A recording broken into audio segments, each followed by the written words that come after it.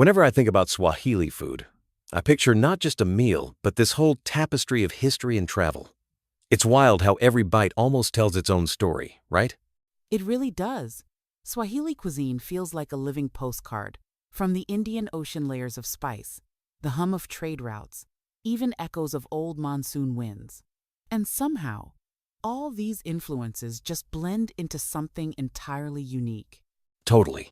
You walk through a coastal town, and the air is thick with cloves and that sweet hint of coconut from someone's kitchen. It's more than just food. It's history you can literally taste. Exactly. And it's not just borrowed recipes thrown together. It's this fusion where everything from the ingredients to the way people share meals has been woven into a single seamless identity. Before all those ships and traders arrived, the Bantu communities set the stage. Their approach to food using coconut, rice, plantains, cassava that's still at the core of Swahili cooking, even now. I love that. Those ingredients aren't just traditional, they're comfort food for so many people on the coast. Think of waliwanatsi, that creamy coconut rice, or maharagwe simmered so gently in coconut milk. And michawanatsi, those leafy greens swimming in coconut. The way these dishes are prepared feels like a quiet celebration of what's grown and fished right there. Plus, these staples are so versatile. They anchor the meal, but you can instantly tell when a new ingredient or spice gets layered in. That base is what lets all the later influences sing. Funny you mention outside influences because when Arab merchants started arriving, everything changed. Suddenly, cloves, cardamom, cinnamon, those flavors took center stage. Totally transformed things, didn't it? The ritual of brewing spiced tea chai masala, or that fiery chaya tangawizi, became this daily tradition. And then there are the sweets, like halwa, just packed with dates and nuts. I'd argue the sambusa is the real superstar. Those crispy triangles have traveled so far, from Persian and Arabic roots to becoming a Ramadan staple along the coast. They're everywhere during Ramadan evenings, stuffed with spiced meat or lentils.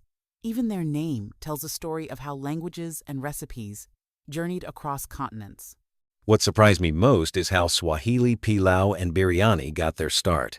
Persian settlers brought this refined way of cooking rice, layering it with meat and aromatics, right? Exactly.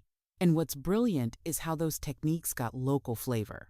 Pilau on the coast is so fragrant, all that cardamom and clove, but really different from what you'd find in Iran or India. Plus, Indian traders took things even further.